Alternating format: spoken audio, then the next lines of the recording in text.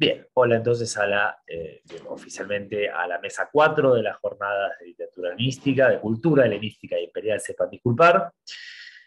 Vamos a estar teniendo tres trabajos en esta mesa, Santiago Sorter, Martín Fernández Robio y Ezequiel Ferriol, unidos fundamentalmente en este caso por la epigramática. Vamos a comenzar con el trabajo de Santiago, antecedentes del epigrama escóptico imperial en la corona de Filipo. Santi, 20 minutos, cuando quieras. Está bien, prometo esta vez no extenderme demasiado.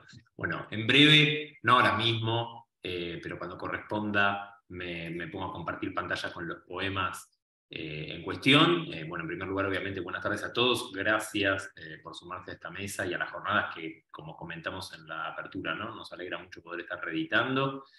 Yo voy a estar hablando de epigramas epidípticos que suelen pasarse por alto dentro del estudio del género.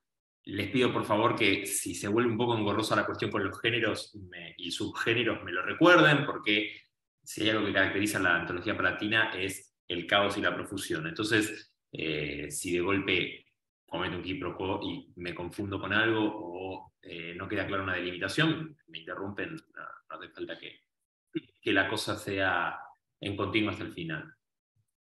Lo que quiero plantear es la posibilidad de que estos epigramas epidícticos, que no se suelen estudiar, estén prefigurando otro subgénero. Mi investigación doctoral gira alrededor de 2 libros de la antología palatina, que como saben es una compilación bizantina de más de 4.000 epigramas y que reúne antologías previas y las reorganiza de acuerdo con subgénero, ¿no? Puntualmente trabajo con epigramas escópticos por un lado y epigramas pederóticos que están reunidos respectivamente en los libros 11 y 12 de la antología, ¿no? Escóptico sería de burla, pederótico, que a veces son mal llamados homoeróticos, describen situaciones de erotismo tal como estaba regulado en la antigüedad clásica, ¿no? Es decir, con la situación de erómenos, erastés, conocen lo que les comento. Un momento, por favor, porque no puedo mirar mi ponencia y verlos a ustedes al mismo tiempo, como que no se me... A ver, un momento. No, quiero seguir acá. Antes me lo dejaba flotando, ahí está. Ahora bien, el trabajo con la antología palatina nos enfrenta con un problema inicial, que es la inepcia, en numerosos casos demostrada, de los antólogos del siglo X a la hora de incluir epigramas que no pertenecen al subgénero en cuestión, o bien dejar afuera otros que debieran ser parte de los libros. Se vuelve imprescindible entonces hacer un rastreo exhaustivo de otros libros de la antología, y en ese rastreo confirmamos 2 cuestiones centrales. Una es que el epigrama es un género que, aunque perfectamente codificado desde sus inicios y a lo largo de su evolución, está definido por una habilidad pasmosa para absorber literaturas de otros géneros o combinar subgéneros dentro de la epigramática misma. Es un género que, y esto es algo que observa Guillard, una de las personas que más posicionada está para...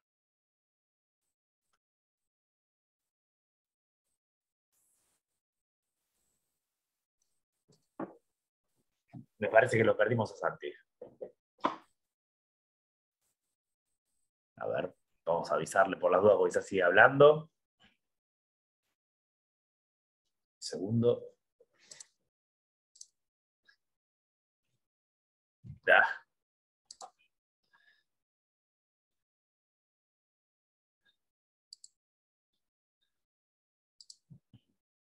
Aló, ahí me ven.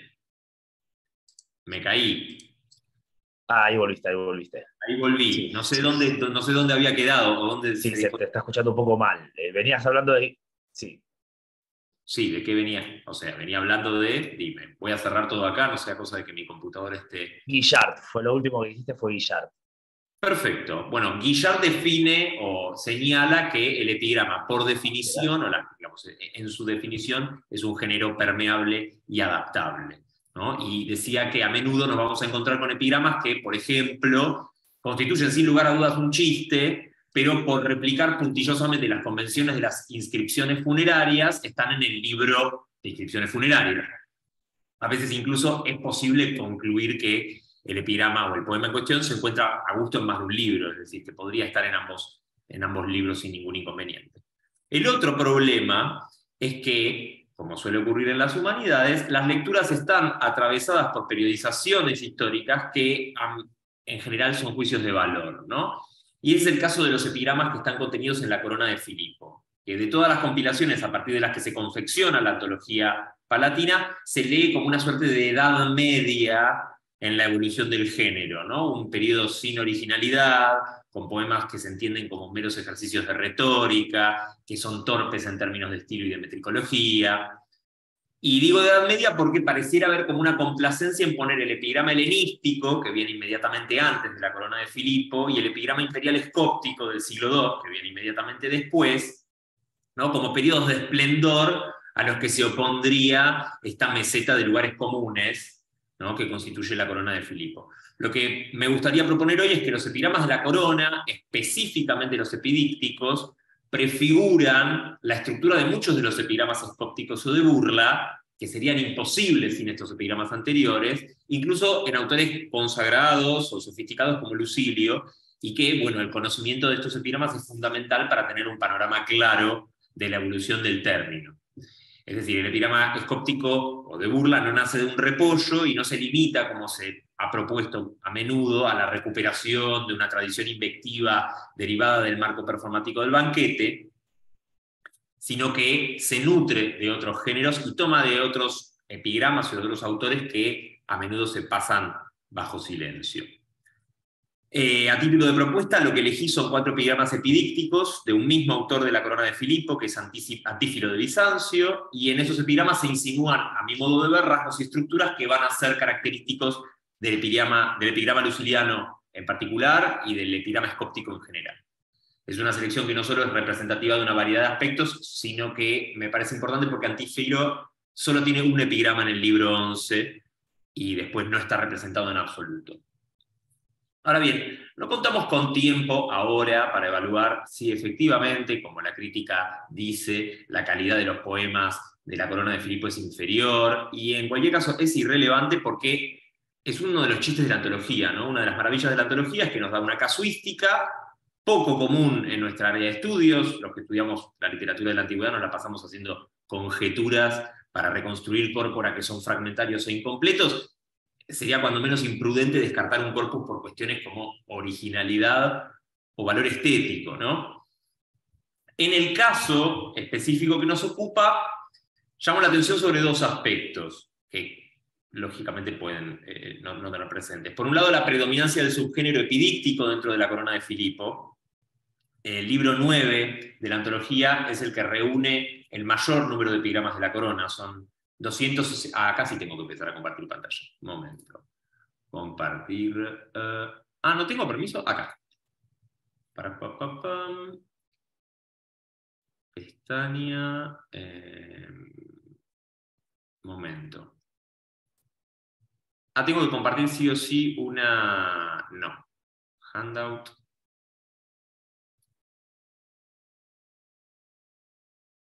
No. Momento. En un segundo lo logro. Si no hubiera dicho.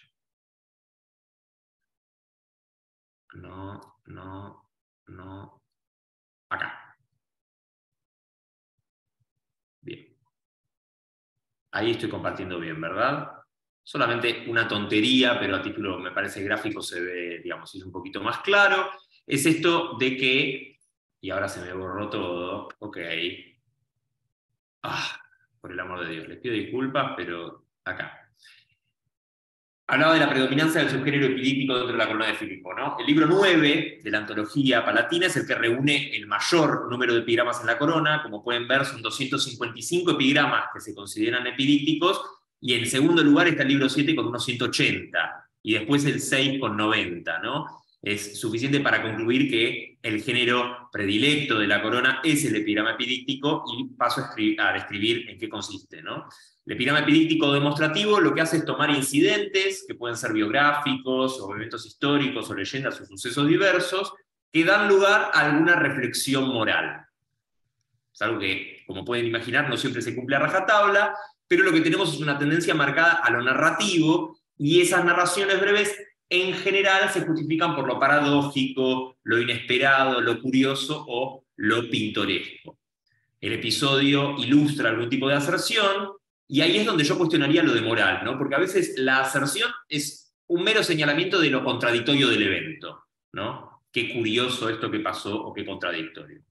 Es el caso del epigrama 934, en el que un barco se lamenta por la contradicción de haber sobrevivido a tantos viajes para acabar incendiándose en el mar, y ahí lo comparto, esta vez sí. ¿Ahí lo pueden ver bien o está muy chiquito?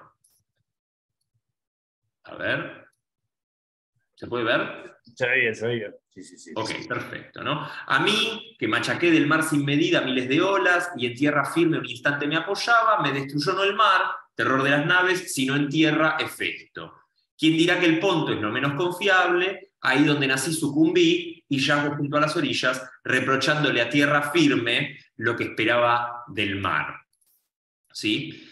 Entonces, como pueden ver, el epigrama es narrativo, aunque retoma sí el uso de la primera persona que narra las circunstancias de su muerte, tan característico del epigrama funerario, pero está la marca epidíctica, ¿no? Este énfasis en lo paradójico de que allí donde todos ven riesgo no pasó nada, y en donde debería estarse a Discúlpame, salvo. Santi.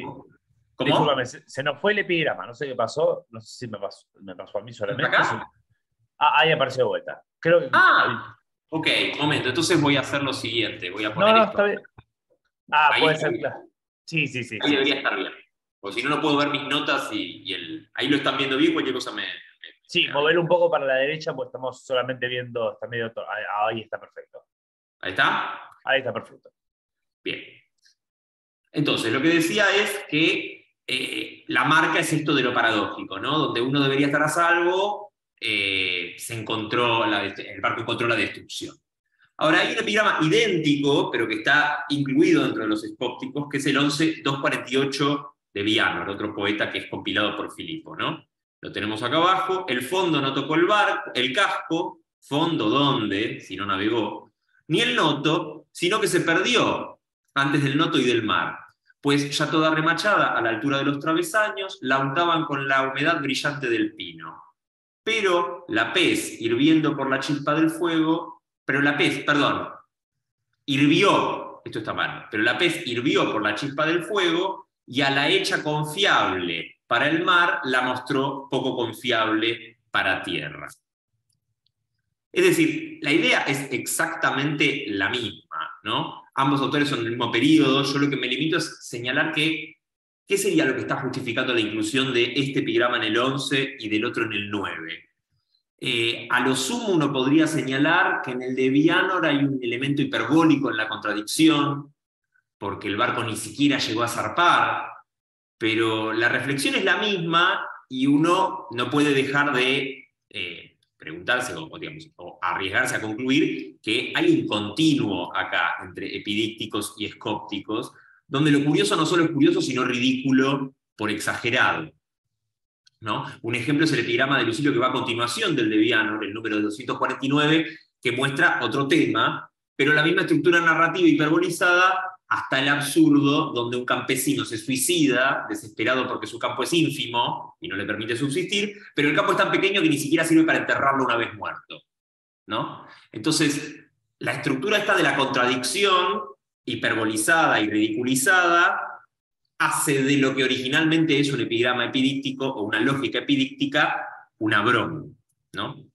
Esta clase de situaciones es abundante en el libro 9, y acá tenemos un ejemplo que a mí me gusta mucho, que es el epigrama 86 de Antífilo, en el que un ratón muere atrapado por una ostra, ¿no? Glotón que se cuela en las casas, un voraz ratón, al divisar una ostra con sus labios abiertos de par en par, mordió la carne falsa de sus barbas mojadas, y al punto dio un chasquido la acorazada casa y se cerró apretada por el dolor. Y entre barrotes sin salida atrapado, se ganó una tumba suicida. Lo que observamos acá es una situación curiosa, con una reflexión moral, ¿no? El ratón encuentra una muerte inesperada y abrupta por voraz, ¿no? Se encarga acá Antífilo de señalar que no ocurre porque sí, sino por un comportamiento reprobable por parte del ratón.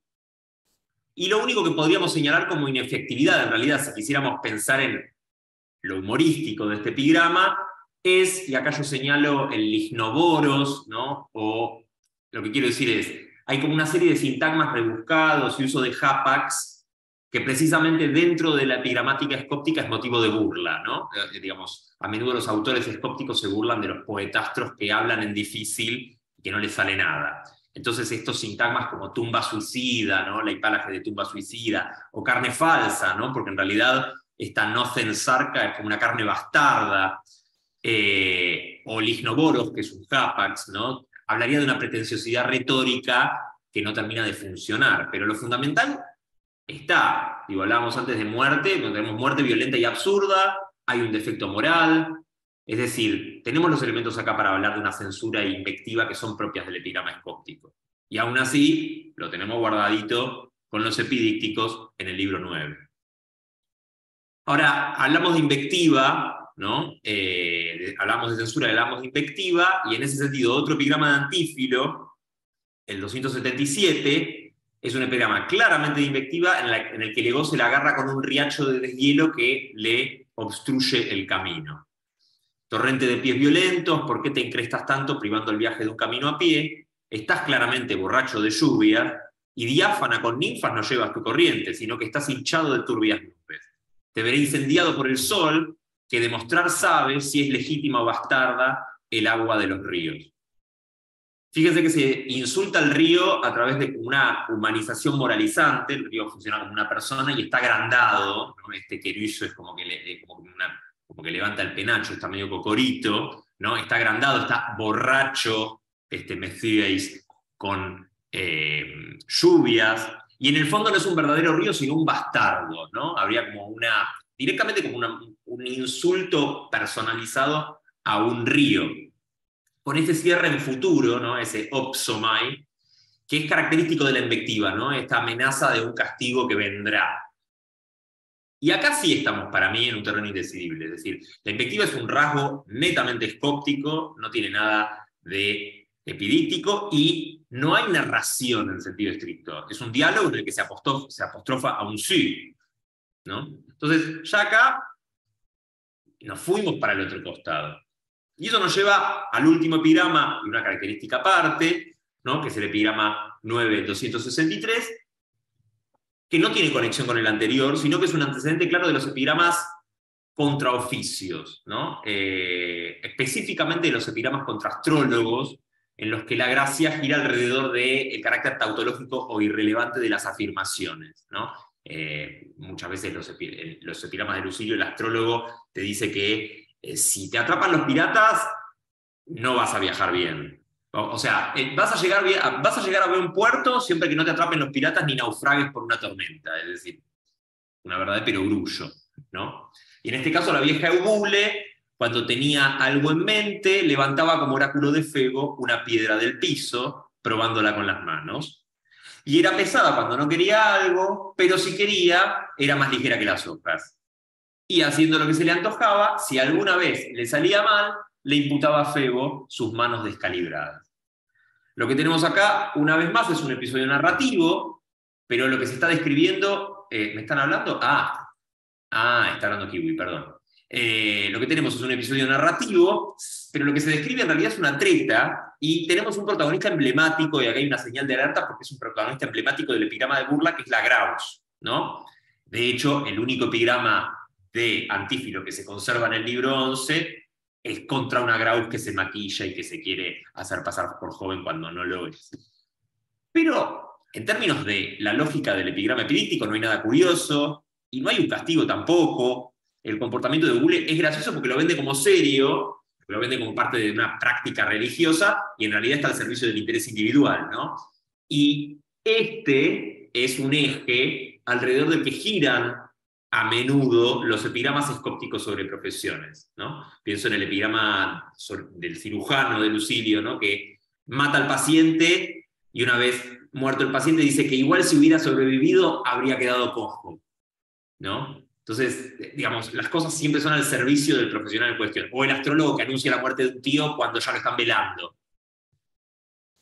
Es decir, que acá, como en el apóstrofe al río, yo personalmente me vería inclinado a incluir ambos epigramas dentro del libro 11, El énfasis está en el ridículo, el énfasis está en la invectiva, y la verdad es que causan, o yo lo pregunto, ahora la pregunta para ustedes, pero la verdad es que causan gracia. No buscan ilustrar a través de la narración ninguna aserción de ningún tipo, sino que se burlan o se descargan a través del insulto, como en el caso del río, ¿no? ¿Qué es lo que nos deja entonces con la pregunta sobre la originalidad y el valor de Lucilio, ¿no? Muchos de sus epigramas, y yo acá por mor de la brevedad me abstengo de citar ejemplos, el compañero Ferriol quizás puede servir de testigo, y si no, no sé, esperan a que escriba el artículo correspondiente, pero incluso tomando un autor insignificante de la compilación más denostada de la antología, encontramos rasgos que después van a ser celebrados en el epigrama escóptico imperial y que van a ser copiados por Marcial, ¿no? Porque las personas que me estén escuchando que no sepan de la antología palatina, si piensan en epigramas, piensan en Marcial o en Catulo. Y digo, estos rasgos están mucho más cerca de los autores de la Corona de Filipo que de los antecedentes más celebrados y tradicionalmente investigados del periodo helenístico. Espero dejarlos pensando con esto, y muchas gracias.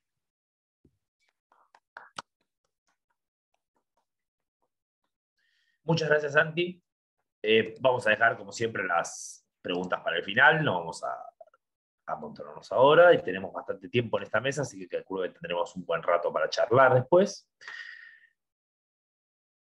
Continuamos entonces con el trabajo de Fernández Robio, descripción métrica y prosódica de los epigramas, de los epigramas atribuidos a Luciano de Samosata. Nos alejamos un poco de metodológicamente, pero nos mantenemos dentro del mismo corpus, así que, bueno, está. Buenas tardes, ¿cómo están? Tuyo. Matías, todo tuyo. Muchas gracias.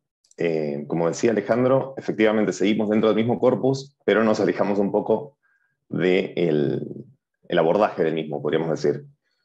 Voy a compartir pantalla para que sea un poco más fácil de seguir un poco la exposición de mi trabajo.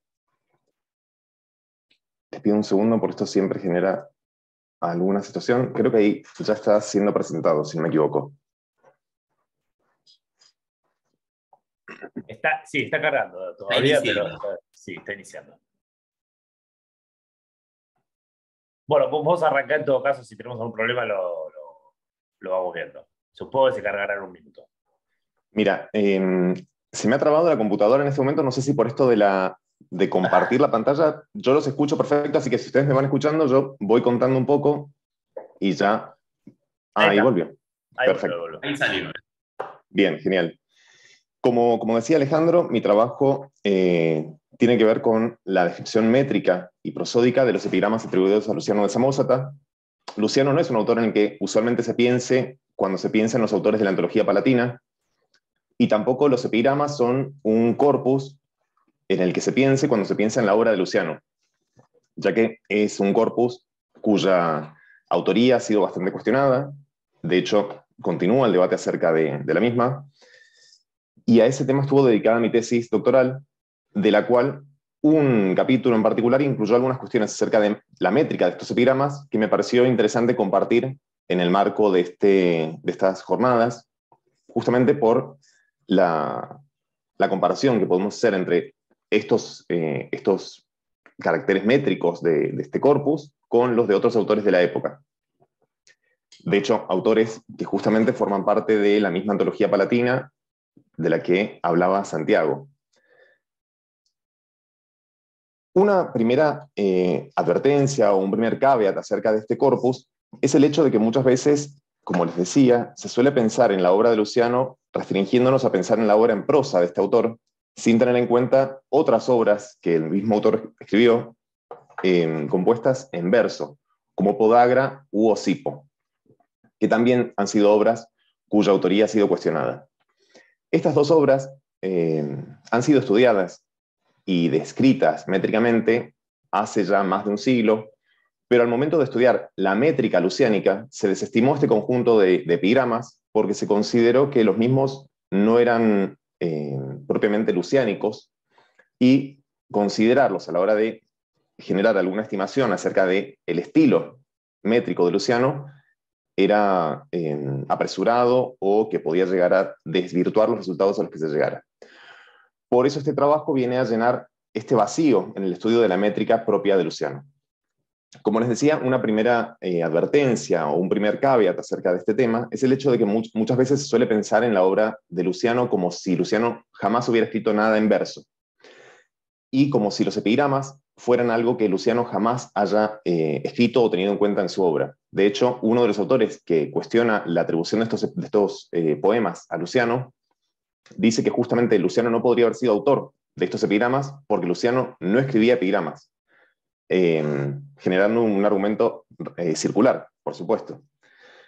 Esto queda fácilmente rebatido si observamos la obra del autor, donde encontramos referencias al género epigramático y referencias a la producción misma de este género. De hecho, encontramos no solamente el término epígrama en la obra de Luciano, sino también el término epígrafe, que en cierto sentido se solapa con este término, ya que vemos que cuando Luciano utiliza los términos epígrafe y epígrama, en sentido genérico, se refiere a alguna inscripción epigráfica, aunque epígrama también es utilizado con un segundo sentido, refiriéndose al producto literario, que es el epigrama literario, y epígrafe, además de su uso para referirse a una inscripción epigráfica, se utiliza también con el sentido de el título de alguna obra, es decir, aquello que se escribe por encima, epígrafe, en el sentido etimológico literal.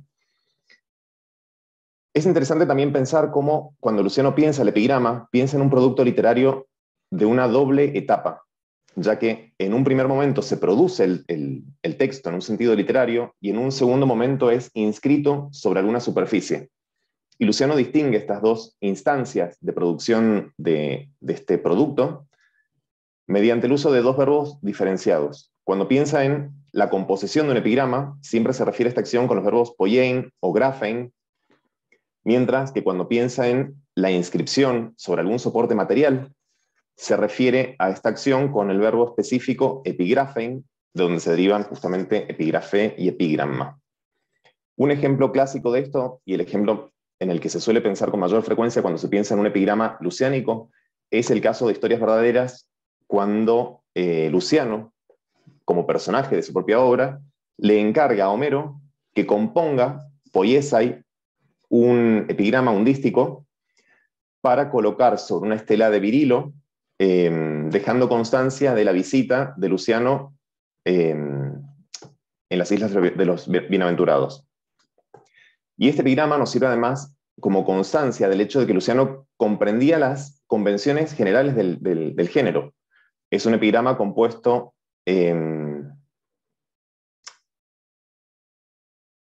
por hexámetros, con la estructura métrica clásica del hexámetro, en el que observamos además muchos de los fenómenos a los que luego me voy a referir cuando describa estos textos. Algo que quería sumar adicionalmente como característica del estilo de Luciano es que, como muchas veces es pensado al pensar en su obra, Luciano tiende a parodiar a otros autores de su época o incluso a parodiar la misma delimitación de los géneros literarios. Y observamos varios casos en los que Luciano cita ficticiamente epigramas que él mismo está componiendo, y al componerlos, los compone erróneamente de forma voluntaria, para parodiar justamente el formalismo de estos géneros. Un caso de esto es, por ejemplo, una inscripción epigráfica que Luciano cita, que supuestamente estaba en los propilios del templo de Hera en Siria. Esto lo encontramos en la obra acerca de la diosa Siria, donde supuestamente encontramos un epigrama, una inscripción epigráfica compuesta como un hexámetro dactílico, pero es un hexámetro plagado de errores. Y este no es el único caso en los que, de los que encontramos en la obra de Luciano, en los que algún epigrama o alguna inscripción epigráfica compuesta en verso está llena de errores. Hay otro caso más que no he traído a colación para esta presentación, en el que, por ejemplo, Luciano cita un hexámetro que en realidad posee 8 pies. Y además de estos 8 pies, posee varios otros errores de composición que justamente ponen en evidencia que quien los había compuesto no era un verdadero poeta, como supuestamente decía decir de sí mismo. Antes de entrar particularmente también en la descripción métrica y prosódica de estos textos, me interesaba también señalar que el corpus estudiado para este estudio, ya que luego voy a hacer unas precisiones estadísticas, no es el corpus en el que clásicamente pensamos cuando pensamos en los epigramas de Luciano. Porque de hecho, cuando pensamos en los epigramas de Luciano, no siempre nos referimos a un corpus delimitado del mismo modo. Por ejemplo, no coincide la cantidad de epigramas atribuidos a Luciano en la última edición crítica de su obra, elaborada por MacLeod en la década de 1980, con los que encontramos en muchas ediciones de la Antología Palatina o de la Antología de Planudes, sino que observamos bastantes variaciones. Entonces, para conformar el corpus que utilicé en este estudio, tuve en cuenta un total de 71 epigramas, que incluyen los 73 de MacLeod, más uno adicional atribuido en la edición de Dübner del siglo XIX, y 7 epigramas adicionales que son atribuidos a Luciano en la Editio Basilensis del siglo XVI, y que paradójicamente no han sido tenidos en cuenta en ninguna de las ediciones posteriores de su obra. De este conjunto total de 71, descarté 14 que, si bien se encuentran atribuidos en ediciones impresas, estas atribuciones no están respaldadas por ningún códice manuscrito conservado.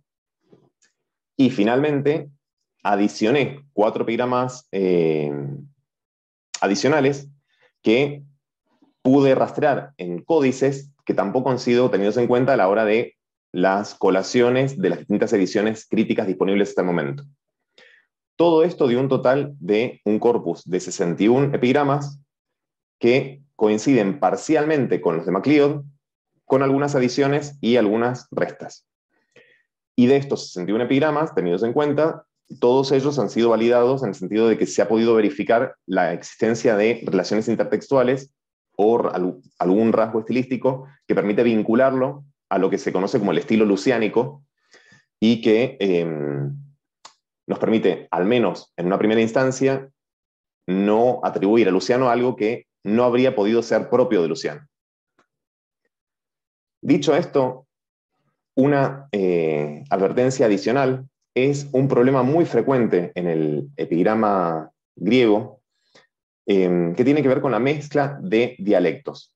Cuando Santiago expuso antes de mí, él comentó algo muy interesante, que es el hecho de que el epigrama como género literario se caracteriza por la mezcla de muchos factores. Uno de ellos, al que se refirió Santiago, es, por ejemplo, la mezcla de géneros. En ocasiones puede parecer que un epigrama pertenece a algún subgénero en particular, pero en realidad pertenece a algún otro subgénero diferente.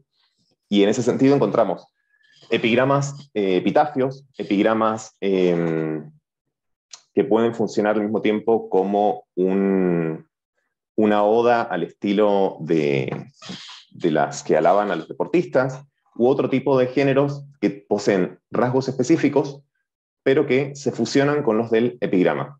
Incluso epigramas fábulas compuestos en verso.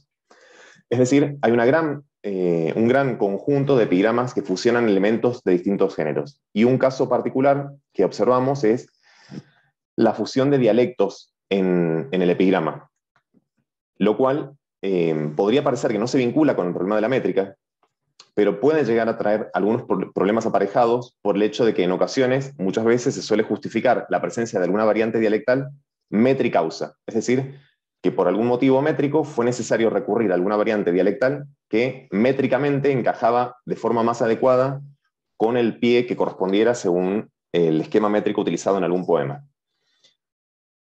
Entonces, si bien esta puede ser una justificación de alguna presencia de alguna variante dialectal en algún caso particular, también se observa lo que comentaba antes, que cuando algún epigrama se vincula con algún género literario, usualmente asociado a algún tipo de dialecto, es más frecuente en esos casos la presencia de determinados dialectos en estos epigramas en particular.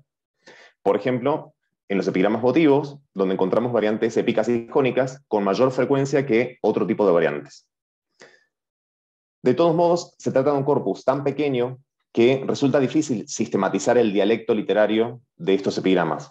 De manera que estas simplemente son algunas advertencias para prever el análisis de algunos casos en particular.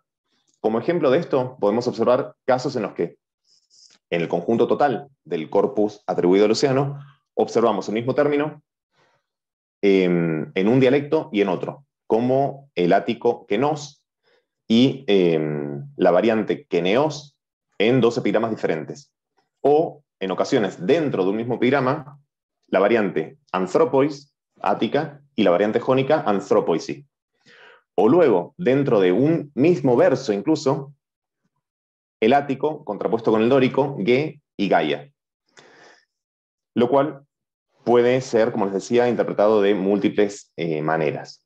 Yendo ya particularmente al problema de la métrica, que es lo que nos convoca, en términos generales, ahora no voy a referirme a casos particulares, sino a la descripción general de este corpus, podemos observar ciertos fenómenos que pueden ser sistematizados o planteados como casos regulares, aunque por supuesto en ningún caso estamos hablando de una frecuencia del 100% ni frecuencias que sean tan significativas.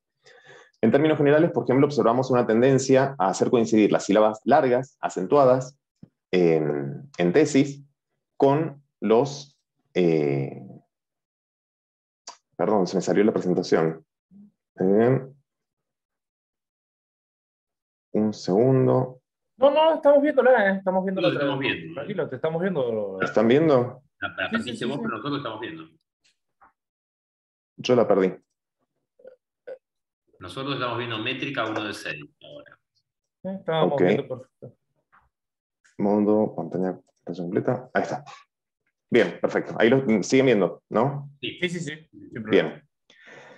Les comentaba que hay una tendencia a hacer coincidir las sílabas largas acentuadas con las tesis de los pies de los hexámetros dactílicos, como observamos en el epigrama 37, ilacic grammatike physitzoe ilaci musa.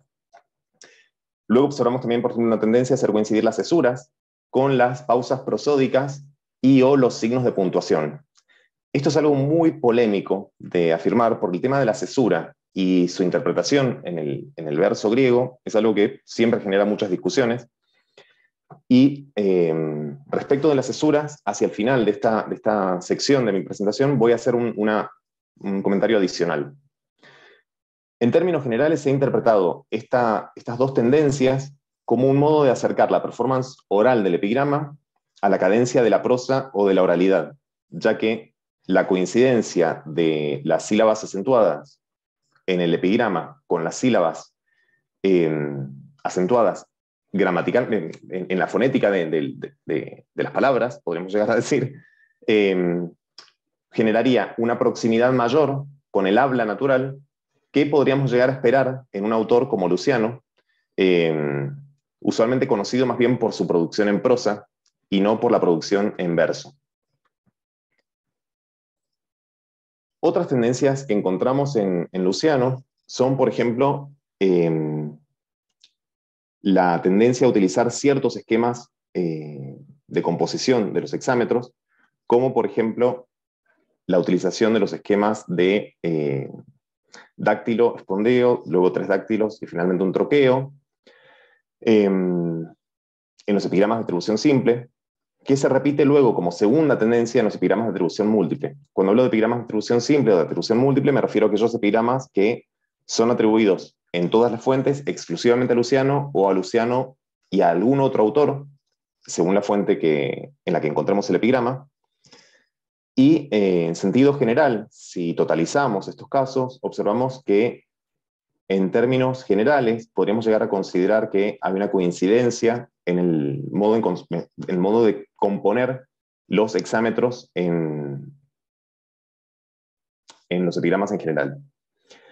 También observamos que estos casos que yo les comentaba de longa en tesis, acentuados, poseen una carga estadística bastante alta, ya que en términos generales estamos hablando de un 45% de los casos, y el ratio de dáctilos por espondeo es, en términos generales, de un 2,38, de manera que en el hexámetro dactílico predominan justamente los dáctilos por encima de los espondeos, del modo en que sería más esperable en este verso.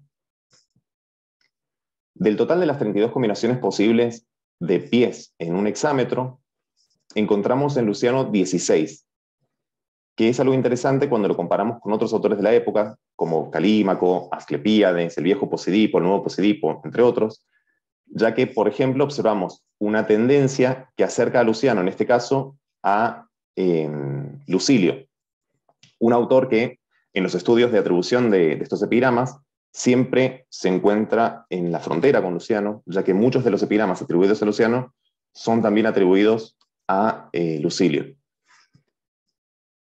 De los 5 esquemas más comunes en general, en el epigrama griego, encontramos que algunos de ellos coinciden con los epigramas con los hexámetros de Luciano, y observamos al mismo tiempo que de los 5 esquemas más comunes, estos conforman el 63% del total de los hexámetros de Luciano, mientras que en otros autores este porcentaje es mucho mayor. Pensamos en autores clásicos del género epigramático, como Calímaco, como les decía recién, Asclepíades, Posidipo, ya sea el viejo o el nuevo, o Edilo.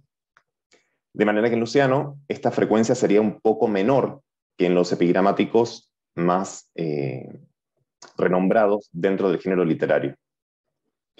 Como había dicho antes, también este ratio de dáctilos por espondeos también es un factor interesante para pensar la forma de componer de Luciano, porque comparado con otros autores también del mismo género, como el caso de Calímaco, representante casi, el primer representante en el que solemos pensar del epigrama griego, observamos que el ratio es mucho mayor, es decir, una presencia mucho mayor de dáctilos por espondeo, y que luego, en los autores posteriores a Calímaco, progresivamente este ratio va reduciéndose, y comparando a Luciano con Lucilio, observamos una proximidad mayor, como habíamos dicho antes, lo cual podría justificar una vez más esta doble atribución de algunos epigramas a Luciano y a Lucilio, por no solamente la coincidencia de temas en algunos casos, sino también por rasgos compositivos.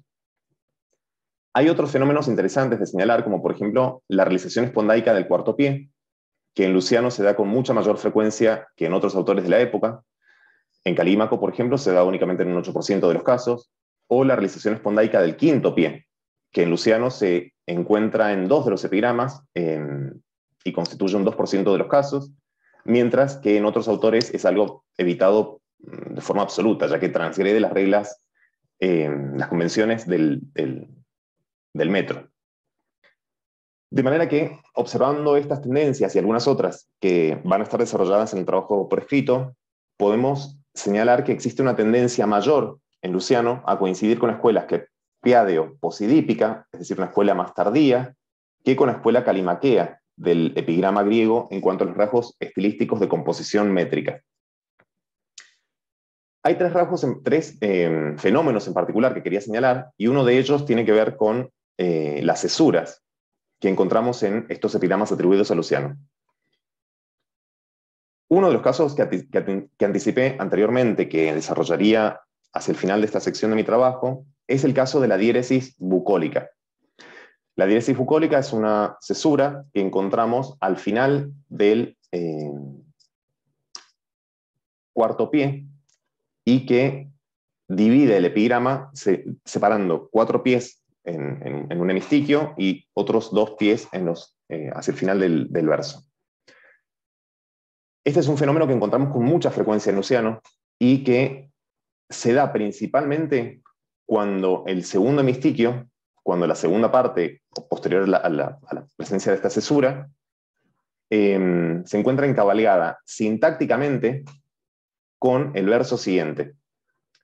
En este caso, por ejemplo, observamos una primera oración hasta la presencia de la diéresis bucólica, y luego encontramos un condicional que se encabalga sintácticamente con la parte condicionada que encontramos en el verso número 2 de este epigrama. De manera que encontraríamos ciertos casos en los que las cesuras poseen algún tipo de vínculo con la estructura sintáctica del verso. Como algo anecdótico, de la cesura media encontramos únicamente un caso en todo el conjunto del corpus, y por último, encontramos también un fenómeno que ha sido estudiado muy escasamente, que es la existencia de palabras concertadas en las tesis 3 y 6 de los versos de los pentámetros dactílicos de los dísticos. En estos pentámetros encontramos casos en los que la última palabra del primer hemistiquio se encuentra concertada con la última palabra del segundo hemistiquio, y este es un fenómeno que podemos llegar a encontrar en estos epigramas atribuidos a Luciano. Veo el aviso de los 2 minutos, perdón, no lo había visto. Ahí ya mismo cierro. Por último, observamos también algunos fenómenos prosódicos que podemos señalar, como correptio ante muta cum nasali, algo que tampoco es algo tan regular, media interquinque, posición oculta o versteckte posición, en los casos en los que se observa, por ejemplo, la caída de una dígama, como en este caso. Y estos casos nos permiten señalar que en términos generales podemos ver en Luciano un intento de acercarse a las convenciones del género, pero también algunas particularidades que podríamos llegar a justificar por el hecho de que es un autor acostumbrado o formado en la composición en prosa, a quien la composición en verso le resulta no del todo ajena, pero sí no el género o el formato con el cual se encuentra más habituado, lo cual permitiría justificar estas irregularidades que lo acercan más a ciertas escuelas más bien tardías del epigrama que a los autores que suelen considerarse canónicos o representativos de el género y sus características formales como tal. Muchas gracias.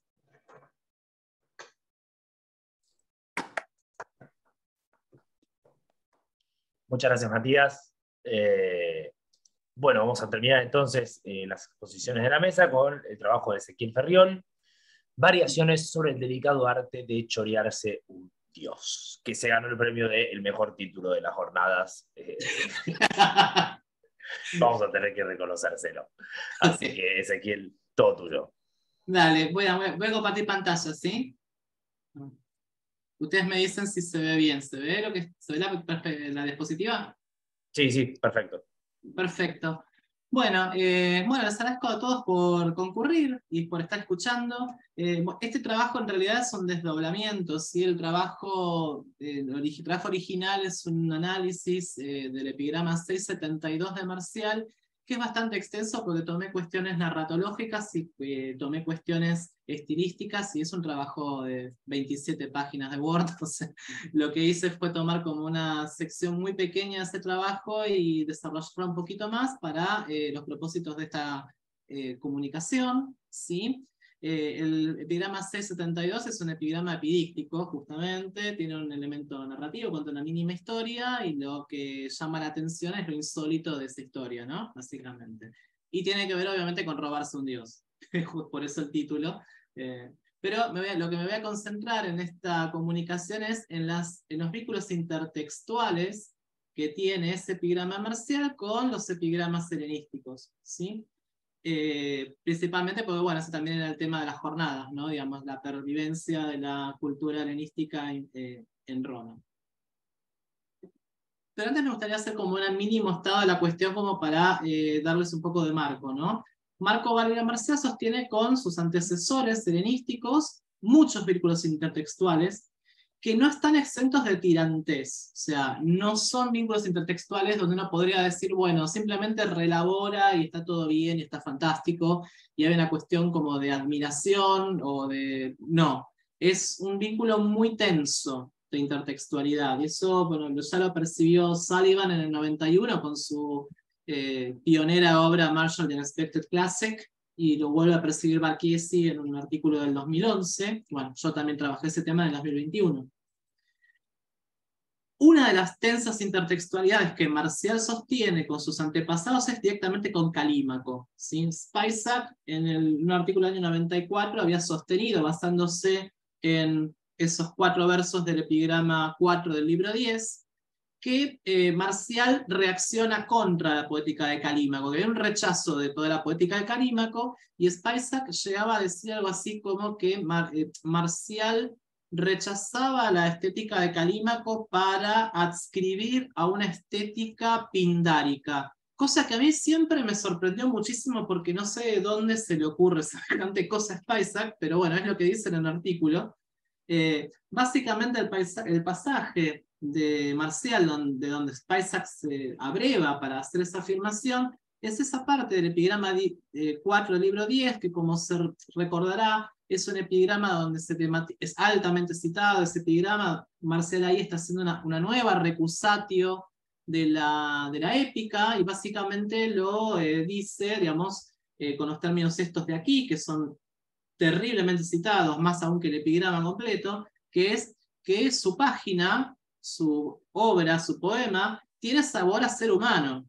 Y eso, digamos, en contra de los monstruos, los dioses, los héroes y todas esas cosas que no existen en la vida real, como puede ocurrir en la épica. Y ese pasaje termina diciendo que si algún lector, que está identificado con el destinatario, Mamurra, no quiere conocer sus costumbres ni conocerse a sí mismo, y entonces que lea la Saitía de Calímaco. Entonces, en base a eso, Spicek dice, está en contra de Calímaco. Bueno, yo justamente en ese trabajo que mencioné del año 2021 decía, extraño que Spicek diga eso, porque si uno se pone a buscar en el corpus de Marcial, se encuentra muchos casos en donde Marcial es altamente elogioso de Calímaco, y eso, digamos, como contradiría lo que dice en el otro epigrama. Por ejemplo, ahí en el epigrama 23 del libro 4, epigrama largo, si los hay, fíjense que por el verso 50 estamos hablando, ahí hace un elogio de Calímaco y dice que básicamente es el primer epigramista, ¿sí? El primer epigramista. Y que Calímaco después le pasa su lira poética a Brutiano, y que ahí empiezan, digamos, toda la genealogía de los epigramistas, pero básicamente lo pone como el primero, como el padre del género. Entonces, bueno, digamos, es un tema muy largo, muy complejo, pero para centrarme dentro de los límites de esta comunicación y para dar un pantallazo, digamos que en realidad el vínculo con Calímaco es tenso, y Spicek está un poco equivocado, porque en realidad lo que ocurre, como ya percibió Barchiesi, bueno, también como yo estoy de acuerdo con él, es que en realidad hay una recusatio del Calímaco épico, pero no hay una recusatio del Calímaco epigramista, porque justamente lo que revaloriza Marcial de Calímaco es el epigrama como género, por supuestísimo, y su estética de la brevedad. Sin ir más lejos, como está expresado en el famoso epigrama 28 de Calímaco. Y esto no se debe solamente a una típica recusatio del género épico por parte de un autor de géneros menores, que es habitual en epigramática, en sátira y demás, sino también a una intención por parte de Marcial de deslindarse de los excesos retóricos y expresivos a los que se entregaron todos los poetas épicos imperiales, los cuales ya habían sido denunciados por dichos motivos por el Séneca filósofo. Yo este año presenté una conferencia acá en el Instituto de Filología Clásica justamente sobre los excesos retóricos de la épica en Julio Montano, pero bueno, si ustedes recuerdan las púnicas de Ciro Itálico con esos 17 libros, bueno, ustedes saben perfectamente eso de la brevedad, ya había sido pasado un poco por alto, digamos, ¿no? Entonces, bueno, hay una parte de Calímaco que hay que sacar, y hay una parte de Calímaco que sí hay que volver a instaurar, ¿no? Y es la del Calímaco epigramista, del Calímaco breve, del Calímaco sucinto. El otro conflictivo vínculo intertextual que mantiene Marcial se da con los epigramistas griegos, particularmente con Lucilio, que ahí ya lo habíamos mencionado, mencionó otro ponente antes. Este epigramista griego produjo y puso en circulación su obra en Roma bajo el gobierno de Nerón, y pasa por ser, si no el creador, el principal difusor del epigrama satírico, que eso lo comenta Sullivan en su ya citado artículo, el libro del año 91, página 89. Esto resulta ser altamente problemático desde un punto de vista nacionalista romano, porque como se recordará, Quintiliano, en sus Instituciones Oratorias, libro 10, había determinado que Roma se había apropiado de todos los géneros literarios griegos, pero que la sátira era toda nuestra. Y acá Lucilio es un griego que está apropiándose de la sátira y elaborando sátira dentro de un marco epigramático, pero elaborando sátira y en griego, y con el marco cultural griego, no con el marco cultural romano. Está haciendo una apropiación de un género del cual Roma estaba haciendo una especie de reclamación nacionalista. No resulta raro entonces que Lucilio haya llevado a cabo su proyecto literario bajo un gobierno abierto y resueltamente filohélénico como fue el de Nerón. Pero bueno, esto de hacer sátira en griego, pero estando en Roma, es justamente el punto en el cual Marcial tiene una tirantez muy grande, no exenta de ideología nacionalista, ¿no? Porque bueno, no lo puede ignorar porque es el autor, el gran autor epigramático anterior a él, pero tiene un problema con eso de que esté haciendo sátira en griego. Precisamente por toda esta cuestión es que se da una relación intertextual muy tirante entre Lucilio y Marcial, y Marcial tiene, a pesar de todas estas cuestiones, múltiples reelaboraciones de epigramas de Lucilio. Sullivan, en el libro que ya cité varias veces, tiene al final del libro una lista de todas las intertextualidades que él detecta de Marcial con respecto a Lucilio y a otros epigramistas de la antología griega. Esta lista es incompleta, pues yo digamos, desde estos años que he estado trabajando muy a fondo sobre el tema, detecté muchos más epigramas que son intertextuales o relaciones intertextuales de otros griegos que no están en este listado de Sullivan, y aparte Sullivan tampoco pretendía hacer un listado exhaustivo. Pero bueno, en esta lista incompleta, Sullivan registra al menos 29 reelaboraciones de epigramas de Lucilio por parte de Marcial. Y hay muchos más, pero bueno, para que se den una idea de la cantidad de veces que Marcial lo reelabora, o sea, efectivamente no lo puede ignorar, ¿no? Bien, y este es nuestro objeto de estudio, el epigrama 672, que dice eso. Voy a leer directamente la traducción porque estamos sobre la hora. Un ladrón conocido por su excesiva rapacidad, un cilicio quería robar un huerto, pero en el huerto inmenso, fabulo, no había nada excepto un príapo de mármol. Como no quería volverse con las manos vacías, el cilicio se robó a ese príapo. Willenberg, en un artículo del año 73, señala que este epigrama Marcial en realidad podría tener algún posible vínculo intertextual. No lo dice con esas palabras porque bueno, todavía Schret no había escrito, en fin, palimpsestos, pero bueno, dice que podrían inspirarse, etc. En 4 epigramas del epigramista Lucilio, que están en el libro 11 de la antología griega, son el 174 y el 177, que equivalen a los 64 a 67 de la edición del 2014 de Lucia Floriri. Todos esos epigramas versan sobre ladrones que roban estatuas de dioses. El más parecido de esos 4 con el de Marcial es el 176 del libro 11, que es el 66 de la edición de Floriri. Voy a leer directamente la traducción, ¿sí? El ladrón nocturno Aulo dijo robándose al alado Hermes, al sirviente de los dioses, al jefe de los arcadios, al ladrón de ganado, que estaba puesto como guardián del gimnasio. Muchos alumnos superan a sus maestros. Por su parte, Greving, en el comentario que hace al libro 6 de Marcial, apunta a un epigrama atribuido a Luciano, que es el 238 del libro 16, también leo directamente la traducción, ¿no?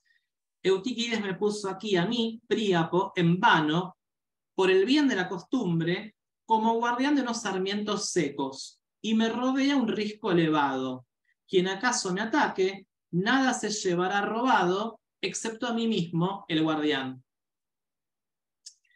Este último epigrama claramente es muy parecido al de Marcial, pero como el pseudo-Luciano es posterior a Marcial, tenemos que pensar que en realidad es Marcial quien es la base de la reescritura del pseudo-Luciano y no al revés. Entonces esto indica que hay un epigrama de Lucilio, una serie de epigramas de Lucilio que son reelaborados a su vez por Marcial, y la reelaboración de Marcial es a su vez fruto de una reelaboración por parte de Lucilio o del pseudo Lucilio, ¿no? como el pseudo-Lucilio, el Lucilio es posterior, digamos, y además es muy parecido al de Marcial, me voy a concentrar en una relación tensa y tirante entre Lucilio y Marcial. La lectura que voy a proponer aquí es leerlo en clave intertextual, esa fue por ahí la propuesta, ¿no? Y en esa lectura, lo central para mí es la profesión de los protagonistas de estos microrelatos, que son ladrones.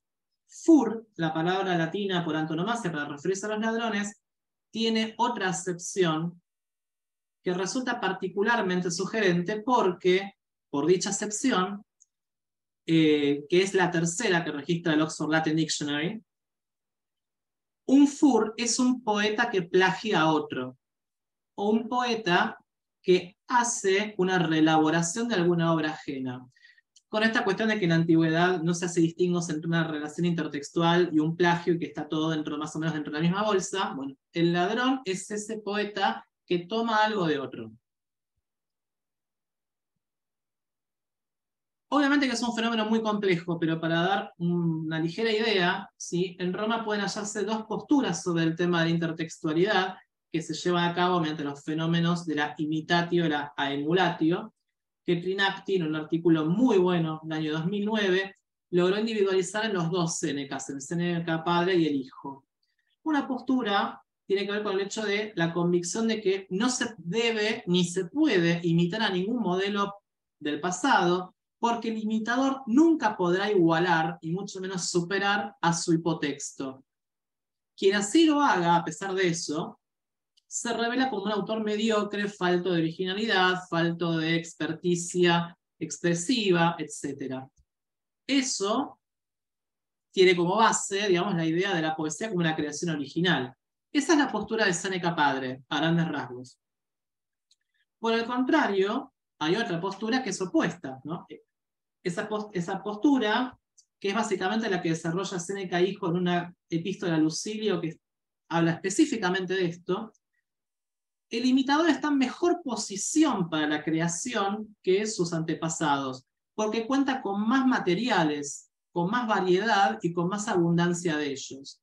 Y Séneca incluso, el Séneca filósofo, lleva a elaborar el símil de el poeta elabora su poesía de la misma manera en que la abeja elabora o fabrica la miel tomando néctar de varias flores. Entonces, el poeta es eso, es la abeja, ¿no? Y cómo se elabora la miel de la poesía, pues, tomando de distintas fuentes, ¿no? Entonces, eso obviamente conlleva o tiene por medio la idea de la poesía como un producto, ¿no? Esas son las dos posturas, ¿no?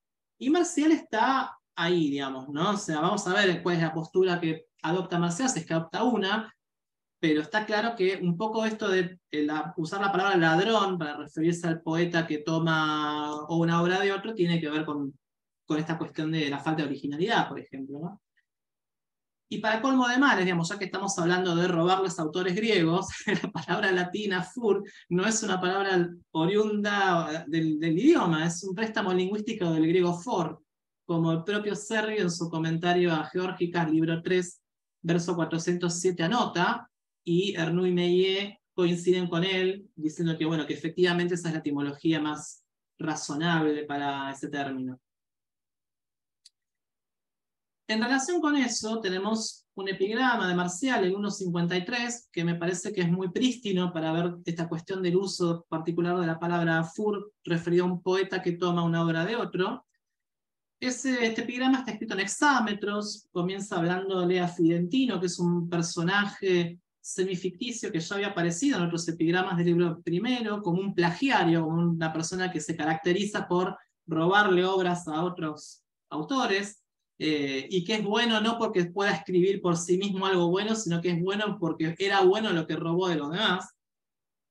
Y acá es Marcial el que le roba un pedazo de algo a Fidentino, ¿no? Y lo que termina ocurriendo es que su obra se termina manchando, justamente por incluir un pedazo original de Fidentino en un poema.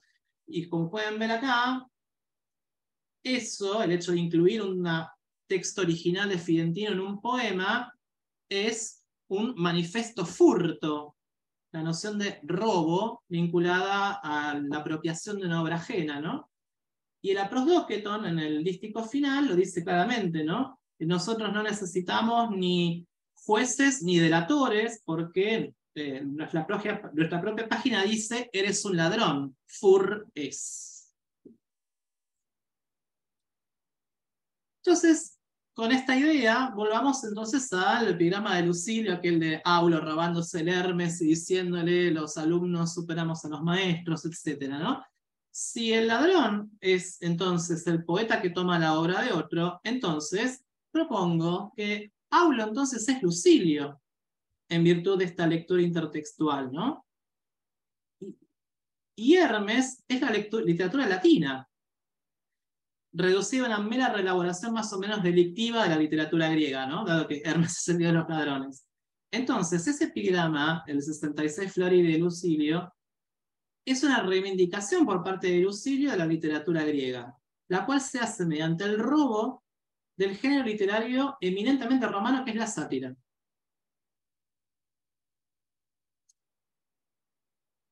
¿Qué pasaría entonces con esta lectura si vamos a 672? Bien, hay varios cambios allí. Primero, nuestro ladrón es Cilicio. Dicha etnia para los antiguos era el ejemplo paradigmático de la piratería persistente. O sea, eran ladrones constantes y de hecho Roma tuvo serios problemas para frenarlos. Tuvieron que sancionar una ley en el año 67 a.C. para darle a Pompeyo poderes especiales para que acabara con la piratería cilicia, porque eran insoportables ya, y de hecho los terminaron reconvirtiendo porque los sumaron para su propia marina, pero bueno, ese es otro tema, pero quedó configurado dentro del horizonte cultural romano la noción de que un cilicio, digamos, estereotípicamente, no puede ser otra cosa más que un ladrón. Entonces, claro, si el protagonista del epigrama marcial es un cilicio, no puede ser otra cosa más que un ladrón, no puede hacer otra cosa más que robar. El Príapo que está en ese epigrama es de mármol, lo cual con esa sola palabra apunta que el dueño del jardín es relativamente pudiente. Por ejemplo, ahí en la bucólica séptima de Virgilio en esos 4 versos, un pastor se lamenta de que hizo su Príapo de mármol porque pudo ganar un poco de dinero y lamenta no poderlo hacer de oro, ¿no? Y le promete a Príapo que, bueno, que si gana más dinero y si él lo ayuda a ganar más dinero con más vacas, entonces lo hará de oro. Entonces, bueno, eso establece como una suerte de jerarquía, ¿no? Si sos totalmente pobre, te vas a hacer el Príapo de madera, con un pedazo de madera que vos mismo recojas de algún lado. Si tenés un poquito más de dinero, lo vas a hacer de mármol, y en todo caso, si tenés mucho dinero, lo vas a hacer de oro, ¿no? Este Príapo de mármol, entonces, está en el medio, digamos, no es un pobretón, pero tampoco es un millonario, pero efectivamente es pudiente. Pero lo interesante es el jardín. El epigrama marcial lo califica como inmenso, lo cual también apunta a un poder adquisitivo elevado y a una gran abundancia de fruto prometido, digamos, pero está vacío, no hay fruto.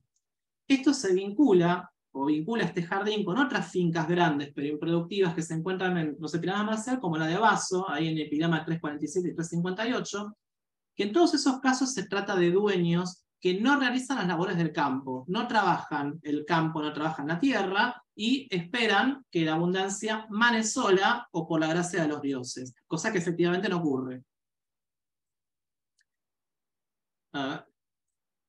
Más aún, digamos, en Priapea 61, o sea, que es posterior, digamos, ¿no? Pero bueno, Montero Cartel hace una observación de que que ahí está leyendo, ¿no? Para Vollmer Marcial era editor de la Carmina Priapea, para Buchheit era su precursor y para Hermann era su autor, que Marcial lo escribió y no le puso su nombre. Y que en ese estrecho círculo está la verdad, y que sin Marcial no se puede entender el Corpus Priapeorum. Bien, en relación con eso me animo, digamos, a traer la observación de que en el Priapeo 61 se expresa literalmente que la mala poesía vuelve estéril a un jardín y a sus plantas. O sea, es un epigrama donde el campesino le reclama a Príapo que su manzano no dio fruta, y Príapo dice: ¿qué querés si tengo que soportar? Que se me colgaron, digamos, los malos poemas de un poetastro. Entonces, bueno, la mala poesía vuelve estéril a las plantas y vuelve inútil al propio Príapo, ¿no? Entonces, en ese esquema, digamos, me animo a concluir que Marcial está llevando entonces haciendo una reivindicación de la literatura latina mediante una contrarréplica a Lucilio, efectuada con la reelaboración de su propio epigrama, ¿no? Si Lucilio se planteaba a sí mismo como una especie de ladrón que venía a robarle a Roma es la sátira, digamos, ¿no? Y a elaborarla en griego y a superar a sus maestros, digamos, Marcial hace la contrarréplica reelaborando la propia réplica de Lucilio, ¿no? Las transformaciones intertextuales de este epigrama C72 sugieren que la literatura solamente vive como tal cuando es de buena calidad, eso en virtud de que la mala poesía hace estéril el campo, ¿no? Y cuando está en el proceso activo de composición o de disfrute más o menos performativo. Cuando no se encuentra en esa situación, se convierte en un material, por ejemplo, de lectura, pero especialmente de creación y de reelaboración. Ya deja de ser una obra literaria viva, pasa a ser un material, algo que está ahí para ser usado. Por lo tanto, para Marcial, un poeta solamente puede producir obras mediante intertextualidad. Si Marcial se enmascara en ese silicio del epigrama C72 y solamente puede ser ladrón porque es silicio, entonces eso significa que un poeta solamente puede producir obras mediante intertextualidad, o sea, mediante la reflexión de su pasado. Y en esa línea, recuérdese la postura al respecto de Séneca Hijo, que también abocaba a favor de la intertextualidad y de la reelaboración del pasado, y, como la abeja que toma de muchas flores néctar para fabricar miel. Bien, hasta acá llego para que no se haga mucho más tarde. ¿Sí? Gracias por escuchar. Muchas gracias, Ezequiel. Respondo ahí a la pregunta, antes de proceder a las preguntas, respondo a la pregunta que hace Susana ahí. Con que manden una sola vez la asistencia a las mesas, ya está con eso para el certificado, no es necesario que lo presenten en todos los casos, es simplemente una verificación. Digo, así como, vamos a ser sinceros, como en un congreso real, el certificado de asistencia es básicamente acercarse a la mesa de retirar los certificados, nos vamos a estar tomando asistencia nosotros en todo. Bueno, muchas gracias entonces de vuelta a seguir, muchas gracias Santiago y Matías. Abrimos ahora la instancia para las preguntas. Estoy seguro que hay muchas, porque además fueron 3 trabajos muy ricos y muy variados como para profundizar. Yo personalmente tengo unas cuantas, así que bueno, primero vamos a abrir a la participación del resto del público. O de los ponentes, por supuesto. Si ustedes quieren hacerse preguntas entre ustedes, este es el momento también para hacerlo. Pido que levanten la mano a través del Zoom o, digamos, aprovechen el silencio y hablen.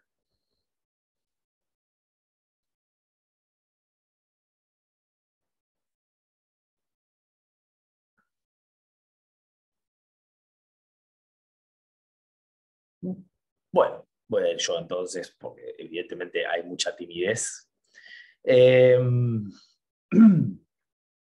Bueno, a Santi no voy a hacer preguntas porque la ponencia de Santi la charlamos mucho antes de que la presente, así que no tengo mucho para preguntarle. Me interesaba preguntarte, sí, Matías, hay una serie de cosas que dijiste, me pareció muy bien el enfoque, de hecho hubo un momento donde yo pensé que te iba a preguntar por el problema de, bueno, la contrastación de Luciano con otros autores, bueno, cómo lo habías hecho, y después la diapositiva siguiente fue exactamente eso, así que me respondiste la pregunta solo, pero sí me llamó un poco la atención en la lista, no sé si quizás lo profundizaste en otro antes y simplemente hiciste reducción, de autores más contemporáneos a Luciano, porque Asclepíades, Posidipo, Calímaco, digo, son 300 años anteriores y bueno, de hecho tenemos prácticamente epigramática interrumpida hasta y después de Luciano. Y algunos aspectos de lo que señalaste, por ejemplo, la reducción en el uso de espondeos, es una tendencia típica, es una tendencia estándar en el desarrollo del examen teórico de Calímaco a Nono, ¿no? Von Calímaco sub nonus, el famoso libro de Wiftan, si no me equivoco. Con lo cual, digo, me pareció interesante preguntarte, digamos, si lo hiciste o si planeas hacerlo en una instancia posterior, porque es un trabajo muy profundo, digamos, créeme que lo sé, es un trabajo muy profundo el que hiciste, muy, muy complejo, y bueno, incorporar epigramatistas posteriores a la etnología palatina se vuelve una locura, sobre todo si hay muchos, la mayor parte de ellos no están sistematizados métricamente. Bueno, digamos, incorporar otros autores para ver si lo que pasa en Luciano es algo de Luciano, o en qué medida es algo de Luciano y en qué medida es algo propio de la evolución del género epigramático y de la métrica epigramática. Muchas gracias, Alejandro. El tema de la descripción métrica de los epigramas, como vos decís, es un trabajo que es básicamente de hormiga, porque uno va trabajando pie por pie hasta llegar a el análisis de cada verso, de cada epigrama, etc. En el caso de la contrastación con otros autores, en realidad no fue algo que yo inicialmente hubiera considerado. En términos generales, y acá me voy a las particularidades del género, tesis sobre epigramatistas. Las tesis sobre autores epigramatistas, como una convención en este subgénero, digamos, de la tesis, suelen incluir una descripción de métrica de del estilo del autor. Es algo que, en general, todas las tesis referidas a algún autor de la antología palatina o de otros corpus suelen hacer. De manera que cuando yo me planteé mi investigación, fue algo que no dudé que tenía que incluir. Pero lo curioso fue que en general en este tipo de investigaciones la descripción se restringe al autor en sí.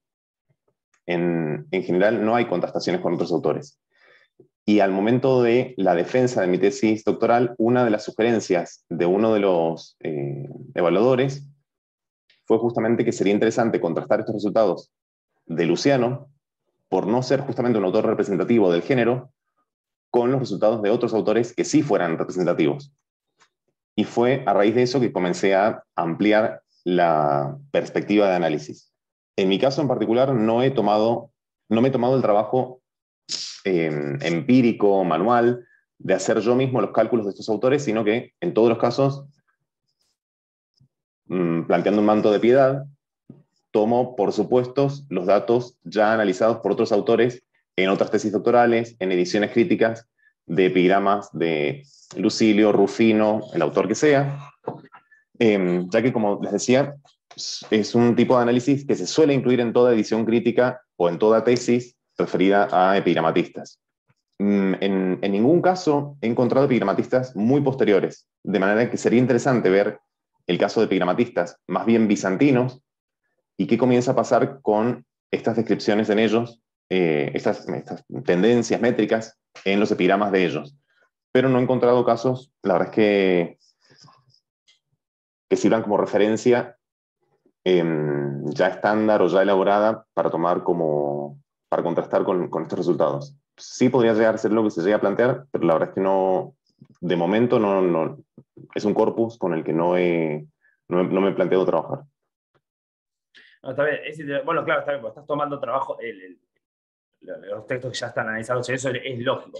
Pero es cierto, es como vos decís, digamos, lo que vos encontraste en Luciano es en algún punto lo que pasa en general y en la antología palatina en general y en muchos textos posteriores. El hexámetro no tanto, digamos, en el hexámetro hubo una tendencia general a tratar de cubrir todo lo que es hexámetro épico, sobre todo. Pero el epigrama es el área, digamos, donde la aproximación métrica no está muy completa, y en parte es por esto que a vos te pasó, que, bueno, terminaste con 61 epigramas, y hay como una idea, bueno, ¿qué hago con 61 epigramas? Y en algún punto claro, es un poco cierto, porque 61 epigramas son un par de cientos de versos. No está bien, pero si uno, a ver, con herramientas estadísticas contemporáneas es bastante. O sea, depende de qué quiera hacer, depende de qué es lo que uno quiera hacer. Pero para ciertas cosas hay una idea de, bueno, ¿qué cuento con 61 epigramas? Y en realidad cuando uno pasa a hacer análisis con herramientas estadísticas modernas, 61 epigramas es una cantidad que da para hacer alcanzar una serie de conclusiones importantes. No absoluta, pero importante, sobre todo, insisto, depende de qué es lo que uno esté contrastando y si aparecen otras cosas. Pero yo personalmente el autor con 61 epigramas lo incluía en un corpus estadístico de análisis para ver qué pasa. Y hay unos cuantos autores con más de 50, 60 epigramas. Pero bueno, es algo para pensar más adelante. Me pareció muy bien, que, digamos, pues, insisto, me pareció muy bien cuando incorporaste a los otros autores, porque ahí es donde está la diferencia. Ahí es donde efectivamente Exacto. uno ve que, digamos, como siempre los que hacemos métrica sabemos, hacer métrica sin contraste es no hacer métrica, es no hacer nada. La descripción métrica, si no sé dónde está parado este autor, que me digas que usa mucho un esquema con un segundo espondeo, con un espondeo en el segundo pie, digo, ok, ¿y eso qué significa? No me quiere decir nada en sí mismo. Así que sí, me pareció muy interesante el enfoque y me pareció interesante esto que encontraste de la diferencia clara entre Luciano y otros representantes del género. Me interesaría, sí, saber después más adelante averiguar si es efectivamente un fenómeno estilístico, es epocal, es genérico, que bueno, eso lo tendremos que, nos enteraremos con el paso del tiempo conforme avancen los estudios. ¿Alguna pregunta más? ¿Alguna pregunta? No quiero monopolizar. Rosa.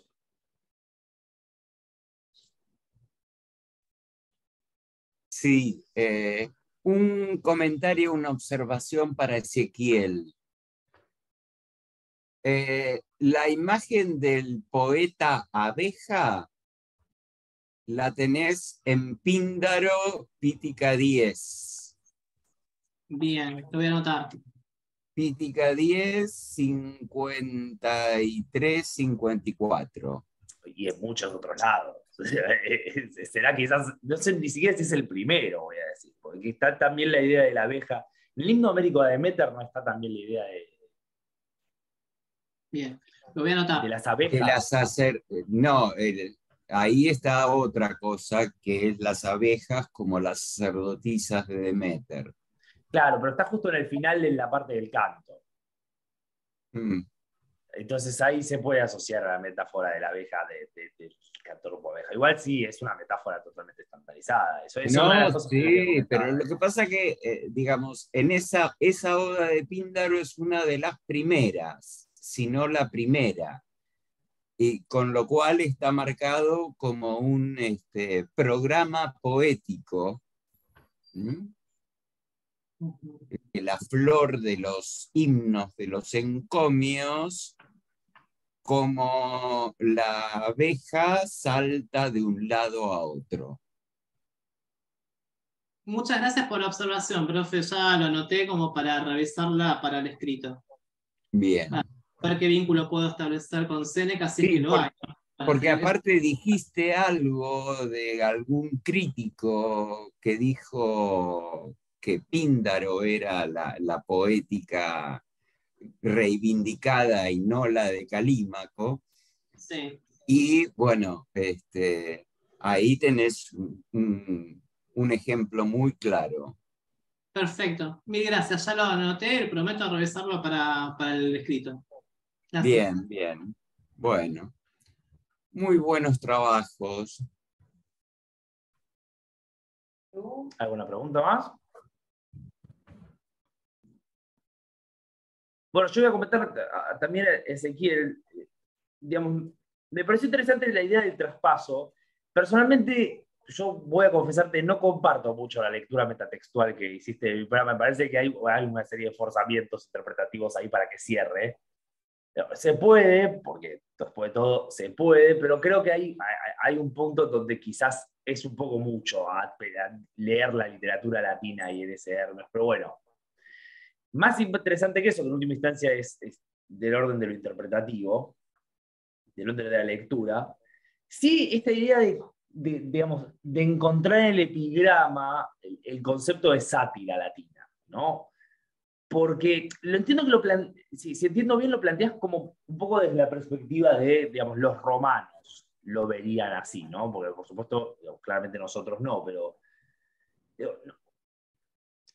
Mi recuerdo de lo que es la sátira latina como género está suficientemente oxidado como para que me cueste ver esa relación en términos de, no tiene sus características bastante claras la sátira latina, más allá de lo que nosotros consideramos satírico, que el epigrama escóptico, como trabaja sátira, el epigrama escóptico está claramente lo que nosotros consideramos satírico, pero la sátira cuas género no tiene sus características bastante claramente definidas como para pensar que un latino vería un problema en un griego haciendo digamos, epigramática, digamos, que un griego, perdón, que un latino entendería que un griego haciendo epigramática podría estar haciendo sátira, digamos, solo del orden del contenido. La pregunta sería, ¿es un problema del orden del contenido o hay una cuestión de la forma también y de la naturaleza del epigrama de Lucilio que podría entenderse como asociado a la sátira latina, y en qué sentido estaría asociado a la sátira latina desde la perspectiva de Marcial, por ejemplo? Bueno, Alejandro, sí. A ver, tampoco llegué muy a fondo con ese tema, ¿sí? Pero, a ver, coincido con vos en que es un problema de perspectiva de latinistas versus helenistas. Sí, sí, yo estoy de acuerdo con vos en que el epigrama de burla es una fuente, y aparte, bueno, tenés el clásico trabajo de Ultramare hablando de la influencia de la diatriba cínica sobre la sátira latina. Pero, mirá, si te refieres a lo formal, sí. O sea, yo te diría que la sátira latina tiene que ser en hexámetros, etc. Pero a mí me parece que el problema tiene que ver, primero, con el contenido, y supongo que también por el hecho de, justamente el hecho de que hubiese Lucilio, ¿no?, florecido durante el gobierno de Nerón y eso ha sido protegido de Nerón, porque básicamente la dinastía Flavia, digamos, las primeras medidas de gobierno que tuvieron fue cancelar todo lo que tuviera que ver con Nerón y con el recuerdo suyo y todo lo que trajo aparejado. Entonces, bueno, dentro de esa movida de cancelación cae también en parte Lucilio y su proyecto, viste, literario. De todas maneras, sí, Sullivan y todos los autores que por ahí se animaron a trabajar el tema de intertextualidad entre Lucilio y Marcial, y yo me concentro más que nada en Sullivan porque es el que la trabajó más a fondo, digamos, hablan de que sí, de que hay una cuestión de que Marcial no puede, digamos, ignorar a Lucilio por su importancia y porque vino antes que él, pero que sí hay muchas cuestiones que no le cierran, y una de ellas es justamente el tema de su vínculo con Nerón. Y, y los demás apuntan también a eso, a que escriba en griego algo que es visto como algo eminentemente romano. Sí coincido con vos en que hay una cuestión de continuidad del epigrama de burla bueno, que no necesariamente tiene que ser visto como un apropiamiento de la sátira, pero bueno. Sí, digamos, también mi trabajo está un poco influido por eso, digamos, ¿no? Por el hecho de que desde el punto de vista de Roma se podría ver así, sí, claramente, pero bueno.